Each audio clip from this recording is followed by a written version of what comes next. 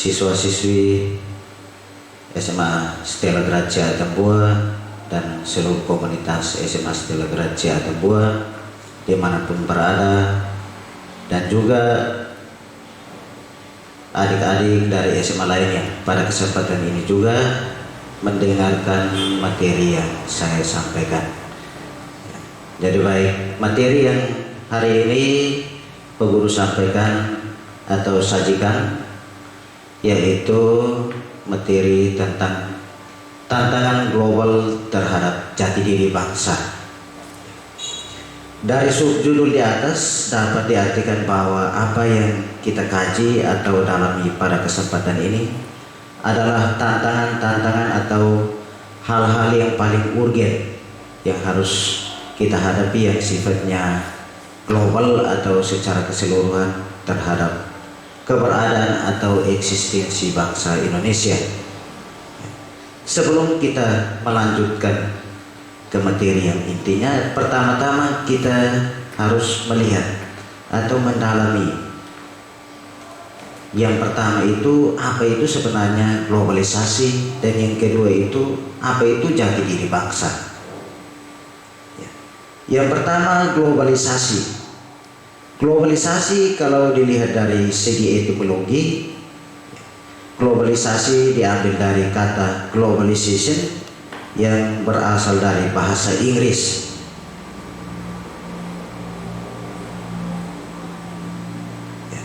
Globalization itu sendiri terdiri dari dua kata, yaitu globalize yang memiliki arti menyeluruh atau mendunia, dan isation yang artinya proses. Jadi bisa dikatakan bahwa arti kata globalisasi itu adalah sebuah proses yang mendunia. Yang berikut, jati diri bangsa. Dalam Kamus Besar Bahasa Indonesia, jati diri adalah ciri-ciri, identitas, gambaran, atau kekhasan suatu bangsa. Jadi jati diri bangsa Indonesia itu berbeda dengan bangsa yang lain. Kenapa jati diri bangsa Indonesia itu berbeda dengan bangsa yang lain? Karena perbedaan itu disebabkan oleh latar belakang sejarah, kebudayaan, adat istiadat, agama, dan letak geografisnya. Walaupun rakyat Indonesia terdiri dari masyarakat yang heterogen atau plural, namun di sisi lain mereka memiliki pengalaman sejarah yang sama. Hal inilah yang menumbuhkan kesadaran akan persatuan Indonesia. Nah, sekarang yang menjadi persoalan adalah dengan adanya globalisasi yang begitu pesat, apakah kita tetap mempertahankan jati diri bangsa Indonesia? Globalisasi yang melanda dunia pada umumnya dan Indonesia pada khususnya sampai saat ini masih menimbulkan pro kontra. Kenapa menimbulkan pro kontra? Karena ada yang sudah siap menerima dan ada yang belum siap menerima perubahan dari globalisasi itu sendiri. Alasan lain mengapa yang lain belum menerima dan yang lain menerima globalisasi, karena dampak yang dibawa dari globalisasi itu sendiri bervariasi. Ada yang berdampak negatif, ada yang berdampak positif. Dampak positif globalisasi itu dapat kita lihat dan alami dalam kehidupan sehari-hari, baik itu dalam bidang informasi, teknologi, komunikasi, dan transportasi. Semuanya serba mudah, gampang, instan, karena pengaruh dari globalisasi itu sendiri. Akan tetapi bagaimana dengan dampak negatif dari globalisasi itu sendiri terhadap jati diri bangsa Indonesia? Ada beberapa hal yang akan kita dalami yang dirangkum secara khusus untuk kita dalami secara bersama-sama. Yang pertama, tantangan yang paling pertama itu melemahnya penghayatan terhadap Pancasila sebagai pandangan hidup bangsa. Yang pertama, melemahnya penghayatan terhadap Pancasila sebagai pandangan hidup bangsa atau sebagai filosofi hidup bangsa. Pancasila merupakan gagasan bangsa Indonesia yang merupakan kesatuan yang bulat dan utuh. Oleh sebab itu, Pancasila disebut juga kepribadian bangsa Indonesia. Setiap negara yang ingin memantapkan jati dirinya pertama-tama harus mengetahui dan merumuskan dengan jelas arah dan tujuan yang ingin dicapai. Untuk itu diperlukan pandangan hidup atau filosofi hidup bangsa. Maka Pancasila dijadikan sebagai pandangan hidup berbangsa dan bernegara sejak proklamasi kemerdekaan tahun 1945. Penetapan pandangan hidup yang didasarkan Pancasila ini juga dilakukan berdasarkan kesepakatan dan kesadaran penuh bangsa Indonesia. Jadi bukan yang ditetapkan atas kepentingan orang-orang tertentu atau kepentingan kelompok tertentu, tetapi itu berdasarkan kesepakatan dan kesadaran penuh bangsa Indonesia. Dengan Pancasila, bangsa Indonesia telah mampu memecahkan berbagai permasalahan, baik di bidang politik, ekonomi, sosial, budaya, pendidikan, dalam perubahan sosial budaya yang bersifat global.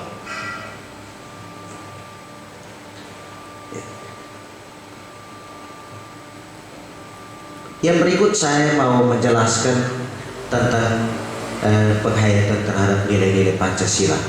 Yang pertama itu sila Pancasila, itu terdiri dari 5 sila. Yang pertama itu tentang ketuhanan yang Maha Esa.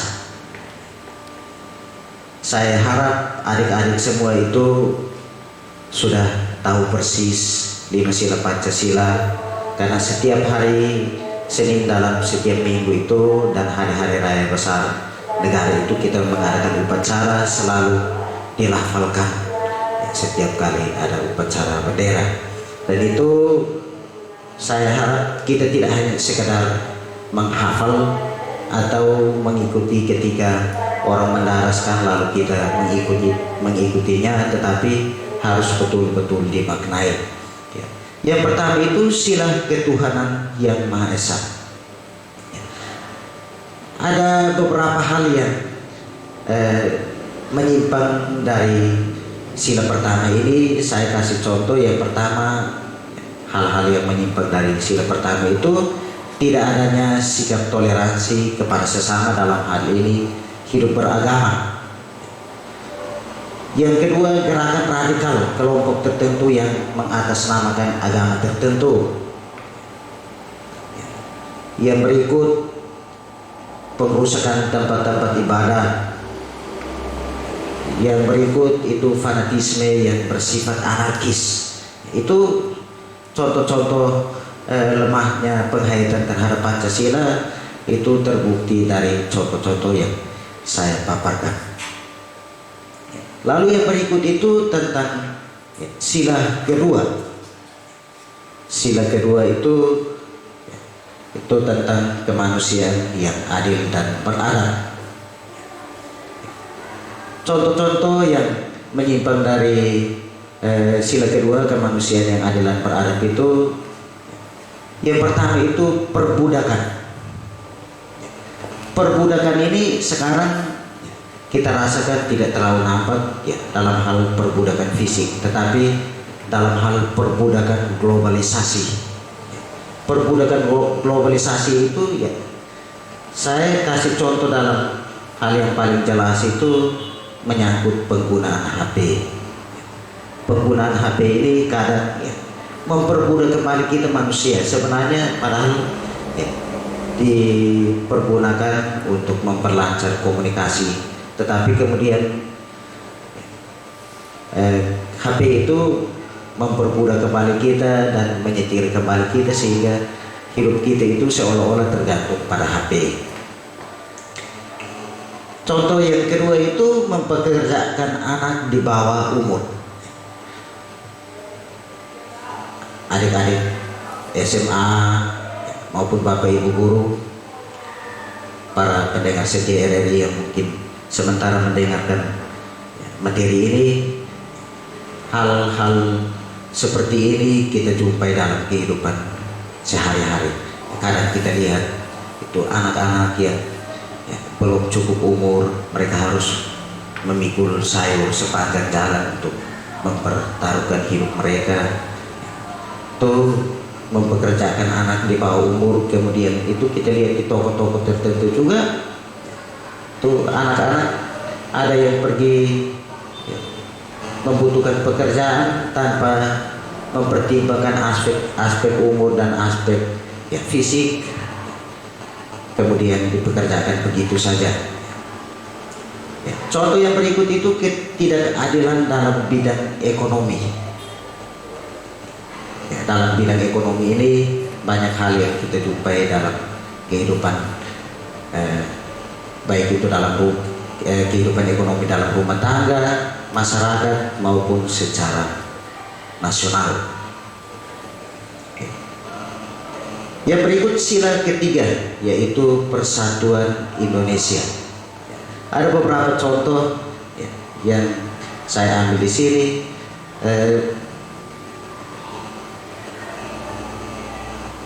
Yang pertama, menganggap suku lain lebih jelek daripada sukunya, atau menganggap sukunya atau adat istiadatnya atau agamanya itu lebih baik dari agama atau suku atau adat istiadat yang lain.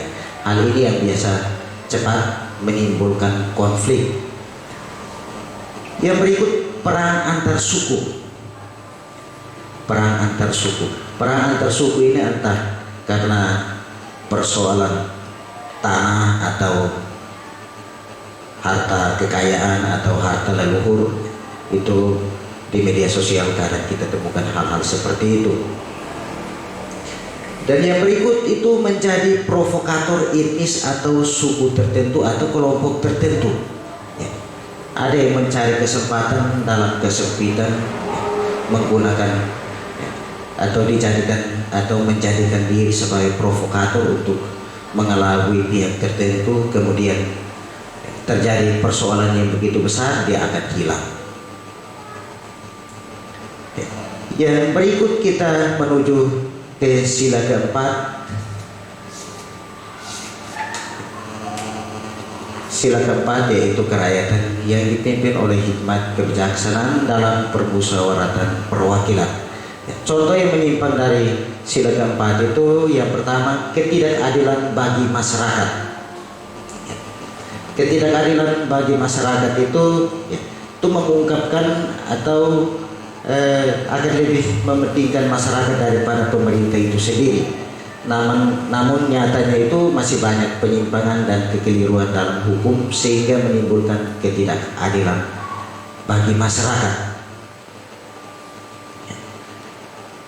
Yang berikut, melarang orang berpendapat. Melarang orang berpendapat. Sekarang di media sosial terbuka lebar, siapa saja boleh mengemukakan pendapatnya, tetapi kadang kita juga keliru. Kita juga keliru mengungkapkan pendapat, diberikan kebebasan, tetapi tidak bisa mempertanggungjawabkan apa yang kita sampaikan di media sosial. Yang berikut, melarang orang menduduki jabatan tertentu karena di dalamnya ada kepentingan suku, ras, agama, atau etnis tertentu. Itu terjadi secara nyata dalam kehidupan bermasyarakat. Yang berikut kita lihat sila yang kelima, yaitu keadilan sosial bagi seluruh rakyat Indonesia. Keadilan sosial bagi seluruh rakyat Indonesia itu bunyinya jelas, tetapi contoh yang paling jelas itu kita temukan dalam kehidupan sehari-hari, bahwa bunyi sila kelima itu kadang dia terbalik, bahwa keadilan sosial itu hanya berlaku bagi kelompok-kelompok tertentu atau bagi pihak-pihak tertentu, itu yang bertentangan dengan sila keadilan sosial bagi seluruh rakyat Indonesia. Contoh yang paling konkret itu adalah korupsi. Itu ya, yang pertama tentang lemahnya penghayatan terhadap Pancasila sebagai pandangan hidup bangsa. Yang kedua, pengaruh unsur budaya dalam penggunaan bahasa Indonesia. Pengaruh unsur budaya dalam pemakaian bahasa Indonesia. Bangsa Indonesia perlu mensyukuri dan berterima kasih sekaligus berbangga karena memiliki satu bahasa nasional yang diakui, dipelajari, dan dijadikan sebagai jati diri bangsa, khususnya dalam hal berkomunikasi. Modernisasi dan globalisasi juga ikut mempengaruhi atau memungkinkan mengubah berbagai unsur bahasa yang kita miliki, misalnya dalam perbendaharaan kata, gaya berbahasa, dan struktur pembahasan yang digunakan. Ini menjadi satu tantangan agar kita dapat membangun bahasa Indonesia tanpa menghilangkan ciri khas bahasa itu sendiri, yang terbukti dapat mempersatukan berbagai suku, etnis, dan agama di Indonesia. Adik-adik perlu menyadari bahwa seandainya dalam bangsa Indonesia, kalau setiap siswa berasal dari sukunya dengan bahasanya yang berbeda-beda, ketika kita bertemu di dalam satu kelas dalam pelajaran, tidak ada satu bahasa sebagai bahasa pemersatu. Saya tidak tahu, mungkin seorang guru dia harus mempelajari puluhan bahasa karena untuk melayani berbagai siswa yang berasal dari latar belakang bahasa yang berbeda-beda. Oleh karena itu bahasa Indonesia tidak hanya sekedar bahasa yang kita gunakan dalam kehidupan sehari-hari, tetapi harus digunakan dengan baik dan betul. Saya kasih contoh dalam penggunaan status media sosial. Ada yang menggunakan OTW, kemudian stay, tetapi banyak yang menggunakan istilah-istilah seperti itu, tetapi sebenarnya salah kaprah, karena yang menulis status seperti itu dia tidak tahu OTW itu artinya apa atau kepanjangannya apa. Lalu stay itu sendiri.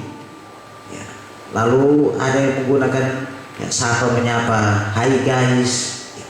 Itu bahasa-bahasa ya kita anggap biasa, tetapi ketika diterjemahkan dalam bahasa Indonesia, para pengguna kata-kata seperti itu mereka tidak tahu artinya apa. Kadang ditanya, saya menggunakan itu karena ada saya dengar atau saya bertemu orang panggil saya seperti itu. Jadi menyangkut bahasa Indonesia ini, kita harus membudayakan bahasa Indonesia sebagai bahasa nasional, sebagai bahasa pemersatu. Tentang bahasa Indonesia sebagai bahasa pemersatu, saya mengingatkan kembali kita, khususnya untuk adik-adik yang sekarang berada di kelas 12. Saya harap Anda semua masih ingat peristiwa tanggal 28 Oktober 1928. Apa yang terjadi di sana? Kalau yang sudah artinya pelajar betul-betul, pasti dia sendirinya akan teringat akan peristiwa itu, yaitu yang terjadi pada tanggal 28 Oktober 1928, yaitu Sumpah Pemuda.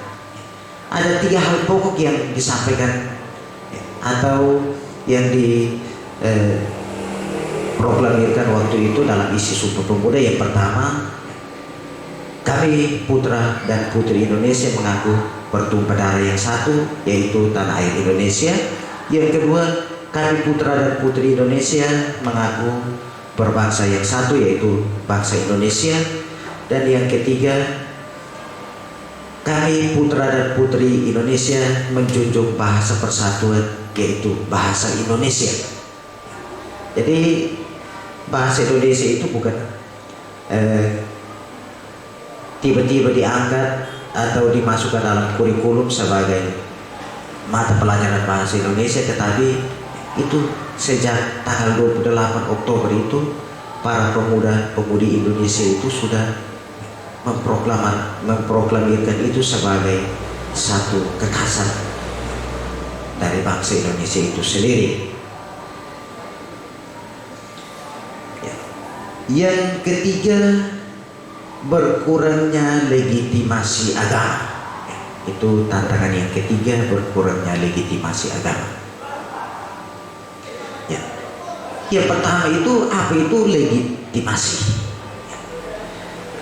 Legitimasi itu artinya keterangan yang mengesahkan atau membenarkan bahwa pemegang keterangan adalah betul-betul orang yang dimaksud atau kesah. Sedangkan agama merupakan sumber keteraturan sosial dan moral, mengikat anggota masyarakat ke dalam satu proyek sosial bersama, sekumpulan nilai dan tujuan sosial bersama. Jadi legitimasi agama yang dimaksudkan di sini adalah menyangkut etika dan moral, yaitu di dalamnya terkandung nilai-nilai keadilan, kebaikan, kebenaran, kejujuran, perdamaian, dan sejenisnya.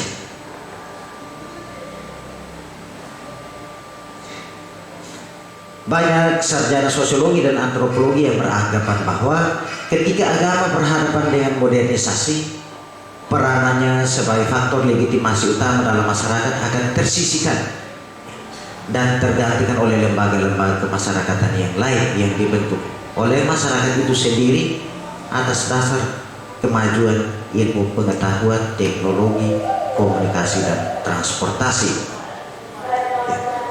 Pada akhirnya agama hanya dihadirkan sebagai legitimasi dan justifikasi kepentingan elit penguasa yang sedang memainkan suatu orde politik. Jadi agama-agama itu dihadirkan sebagai kendaraan atau mobilitas aktor penguasa, dan fungsi agama sebagai sosial kontrol tidak berlaku karena daya kritisnya mulai pudar, hilang perlahan-lahan.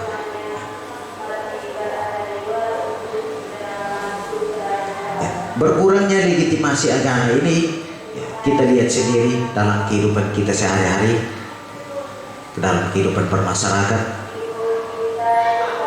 apalagi dalam kehidupan kita khususnya masyarakat di NTT pada umumnya orangnya beragama, tetapi agama kadang digiring ke dalam kepentingan-kepentingan tertentu sehingga fungsi agama itu kadang keluar dari jalur yang sebenarnya.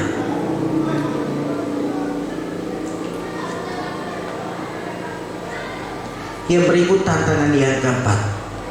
Tantangan yang keempat itu adalah dekadensi moral dan kekacauan manusia. Apa itu dekadensi moral?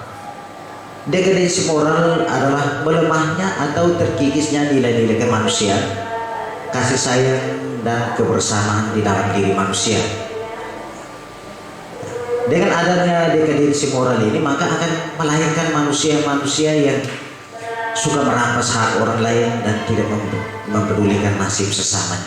Contohnya yaitu korupsi, penggunaan narkoba atau obat-obat terlarang lainnya, tawuran antar pelajar, tawuran antar pemuda.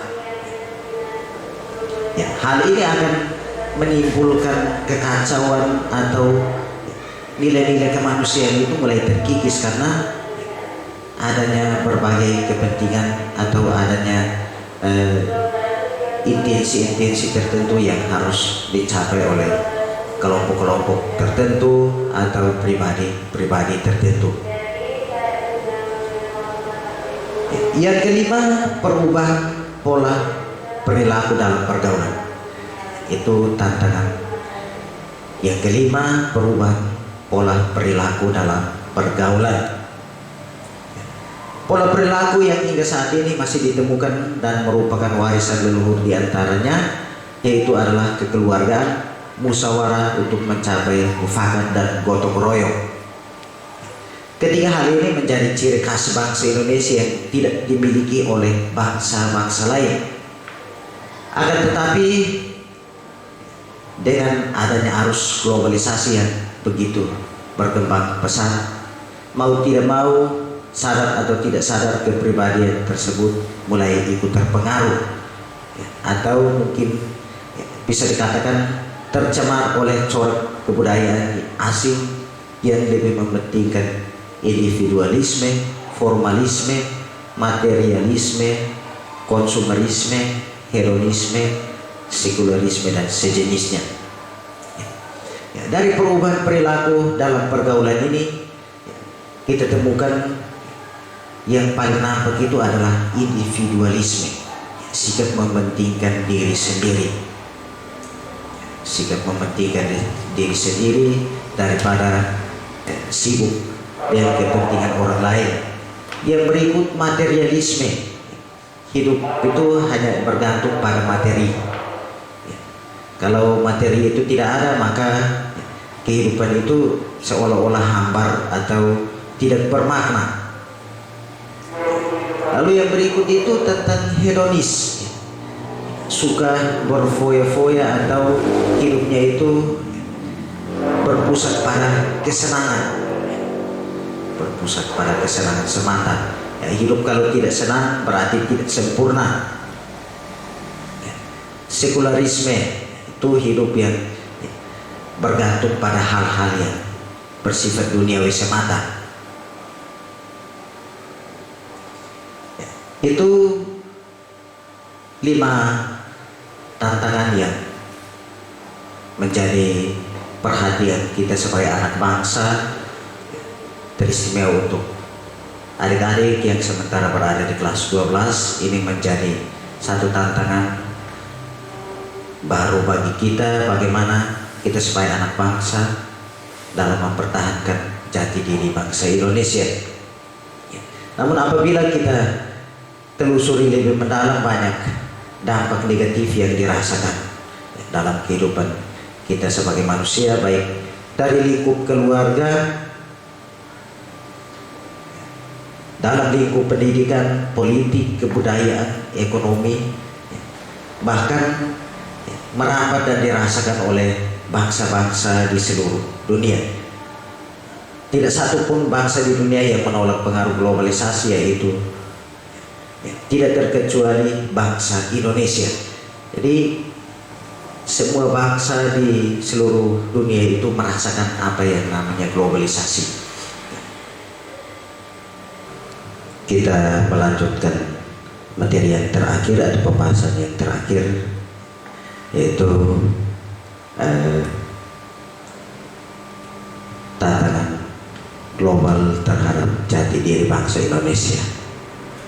Tadi di bagian pertama kita sudah menguraikan tentang tantangan-tantangan yang dihadapi oleh bangsa Indonesia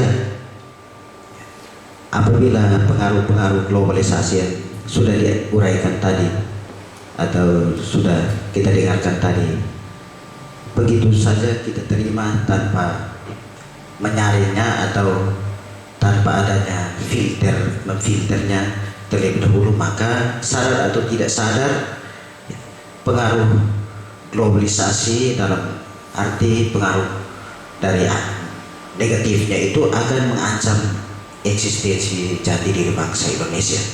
Oleh karena itu, sebagai generasi penerus bangsa, kita harus mencari solusi yang tepat dan terbaik dalam menghadapi tantangan global yang semakin hari semakin berkembang mengancam eksistensi jati diri bangsa. Dalam menghadapi tantangan globalisasi, seorang tokoh sosiolog Indonesia, Seno Sumarjan, menyatakan bahwa bangsa Indonesia membutuhkan unsur-unsur kepribadian sebagai berikut. Yang pertama, kemampuan dan kebiasaan berpikir secara rasional dan realistis serta objektif dalam menghadapi masalah-masalah yang dijumpai. Kemampuan ini menjadi sarana untuk bekerja secara sistematis, efisien, dan efektif. Untuk adik-adik yang sementara duduk di bangku SMA kelas 2, kelas 12, Anda semua diharapkan harus mencermati kalimat ini. Kebiasaan berpikir secara rasional, realistis, serta objektif. Berpikir secara rasional berarti kita berpikir secara yang artinya berpikir wajar, berpikir yang logis. Realistis artinya kita berdasarkan kenyataan yang ada, tanpa menghayal yang jauh-jauh, tetapi kita melihat situasi dan kondisi yang ada. Misalnya sementara kita hadapi itu adalah globalisasi, bagaimana kita menggunakan perubahan-perubahan yang ditawarkan dari globalisasi itu yang secara realistis. Tetapi kalau kita berpikir yang jauh-jauh, itu tandanya kita tidak berpikir secara realistis. Yang berikut, berpikir secara objektif. Berpikir secara objektif itu berarti apa yang terjadi itu sudah, tanpa menilai sesuatu karena mungkin dari aspek fisiknya atau dari aspek kedekatannya atau aspek-aspek lain yang mempengaruhi kita untuk menilai sesuatu. Jadi apa yang terjadi itu secara real, itu yang kita pikirkan. Yang kedua, kesadaran akan hak dan kewajiban sebagai warga masyarakat dan warga negara untuk berperilaku yang tidak melanggar nilai-nilai sosial dan kaidah-kaidah umum. Untuk adik-adik SMA kelas 12, baik dari SMA Stella Gracia Atambua maupun dari sekolah-sekolah lain yang sementara mendengarkan siaran ini, kesadaran akan hak dan kewajiban sebagai warga negara atau warga masyarakat untuk berperilaku yang tidak melanggar nilai-nilai sosial dan kaidah-kaidah umum. Saya ambil contoh yang paling jelas dan paling konkret dalam hal pendidikan. Kesadaran akan hak dan kewajiban sebagai seorang peserta didik. Dalam hal ini Anda boleh berhak untuk menuntut pendidikan di lembaga pendidikan manapun. Tetapi kalau kewajiban Anda sebagai seorang pelajar tidak pernah menjalankan kewajiban untuk menunjukkan bahwa Anda sebagai seorang pelajar, dalam hal ini pelajar, maka hak dan kewajiban itu tidak akan berimbang. Itu akan bertentangan dengan nilai-nilai sosial dan kaidah-kaidah hukum yang berlaku, baik itu baik itu dalam bidang pendidikan maupun secara sosial masyarakat. Itu bertentangan karena kita boleh menuntut hak tetapi kewajiban kita tidak berjalan. Itu contoh yang paling sederhana dalam lingkup pendidikan. Yang berikut, memiliki rasa harga diri dan kepercayaan pada diri sendiri untuk ikut serta dalam tata masyarakat yang diwarnai dengan sistem yang bersaing. Memiliki rasa harga diri dan kepercayaan pada diri sendiri. Memiliki rasa harga diri, saya pikir untuk adik-adik SMA Stella Gracia Atambua maupun adik-adik dari sekolah lain yang mendengarkan siaran ini, semua orang ketika berbicara tentang harga diri dan percaya diri pasti semua berbicara tentang itu. Tetapi kadang kita tidak memaknai atau mendalami apa itu harga diri dan percaya diri. Dua hal ini sangat berhubungan erat. Memiliki rasa harga diri itu berarti menunjukkan kepribadian seseorang. Artinya di dalam pribadi seseorang itu diukur dari perbuatannya, sikapnya, tutur katanya. Ya. Ketika hal-hal itu ya menunjukkan ketika dalam kehidupan bermasyarakat, dalam pergaulan, dia menunjukkan diri dengan cara-cara yang sopan, yang baik, itu menunjukkan rasa harga diri, tanpa menuntut supaya rasa harga dirinya itu dihargai, tetapi dengan sendirinya orang akan menghargai dia. Dan yang berikut, dengan adanya rasa harga diri seperti itu, maka orang akan semakin pede atau percaya diri. Tetapi kalau perbuatan, sikap, tutur kata, tingkah laku tidak mendukung harga dirinya, maka otomatis dia akan berdampak pada percaya diri atau tidak.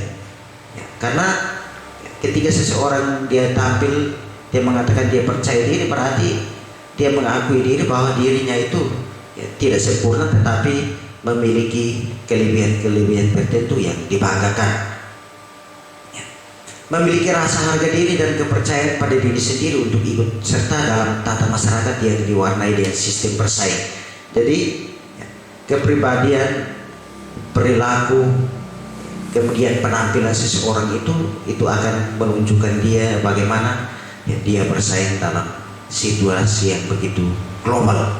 Ya, karena dalam situasi globalisasi kita dituntut supaya betul-betul menunjukkan pribadi kita yang sesungguhnya.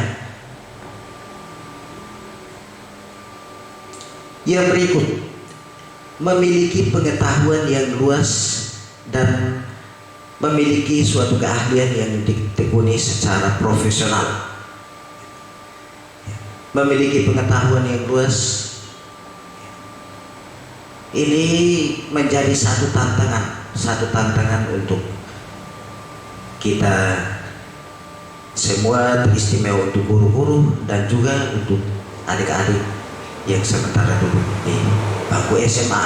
Karena memiliki pengetahuan yang luas itu tidak dengan sendirinya jatuh dari langit atau tiba-tiba dia masuk ke dalam otak dan pikiran kita, tetapi untuk memiliki pengetahuan yang luas itu pertama-tama yang dituntut itu adalah bagaimana orang kreatif mencari informasi. Mencari informasi itu pertama-tama itu yang dituntut itu adalah membaca. Bagaimana mungkin kalau orang tidak pernah membaca lalu dia mempunyai atau memiliki pengetahuan yang luas tentang satu bidang tertentu, misalnya dalam bidang politik atau dalam bidang agama atau dalam bidang pendidikan.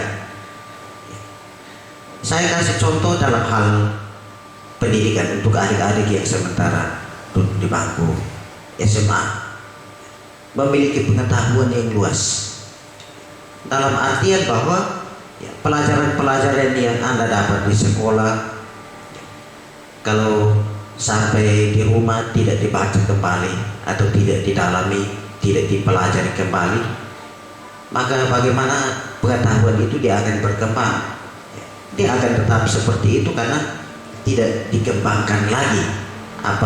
Artinya bahwa ketika Anda datang ke sekolah mencatat atau menulis, tetapi sampai di rumah ya simpan, nanti mata pelajaran berikut ya ambil lagi, pergi catat. Jadi buku semakin penuh, tetapi pengetahuan itu tidak akan berkembang dengan apa yang Anda catat di dalam buku. Ya. Yang terakhir yaitu unsur yang terakhir yaitu mempunyai cita-cita hidup yang ingin dicapai melalui segala jalan yang sah dan etis serta dapat dipertanggungjawabkan. Mempunyai cita-cita hidup yang ingin dicapai melalui segala jalan yang sah dan etis yang dapat dipertanggungjawabkan. Itu artinya bahwa untuk adik-adik yang sementara duduk di kelas 12 SMA, bayangan-bayangan cita-cita Anda itu semakin jelas, karena hitung bulan saja Anda akan meninggalkan bangku SMA. Ada yang pergi kuliah atau mengembangkan profesi lain, tetapi itu sudah mempunyai cita-cita yang sudah agak jelas. Nah, bagaimana untuk mengembangkan cita-cita yang sudah nampak secara jelas itu kita dituntut supaya cita-cita itu ditempuh dengan cara yang sah, etis, dan dipertanggungjawabkan. Saya kasih contoh, kalau Anda sekarang berada di kelas 12, tetapi Anda kalau tidak belajar dengan serius, misalkan Anda bercita-cita menjadi seorang dokter, tetapi kalau tiap hari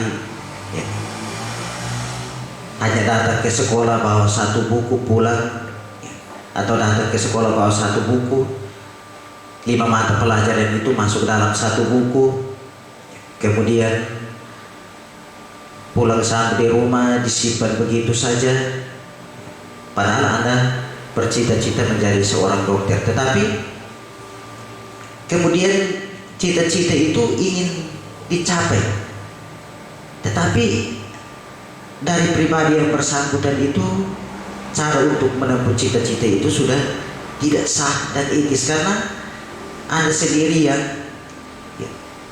mematikan cita-cita itu sendiri. Karena setiap cita-cita yang setiap orang inginkan atau dia cita-citakan itu sendiri tergantung pada pribadi yang bersangkutan, apakah dia ingin mencapainya atau tidak. Tetapi kalau Anda berpikir untuk yang biasa-biasa saja, kemudian nanti toh kuliah ambil dokter ini kan mudah, semua sekarang sudah menjadi dokter, tetapi kalau tidak mendalami itu secara sungguh-sungguh, maka kemudian akan berdampak yang tidak baik, bahkan menyusahkan Anda sendiri.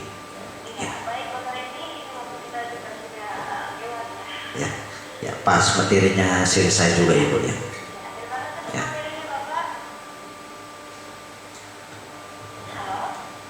Halo.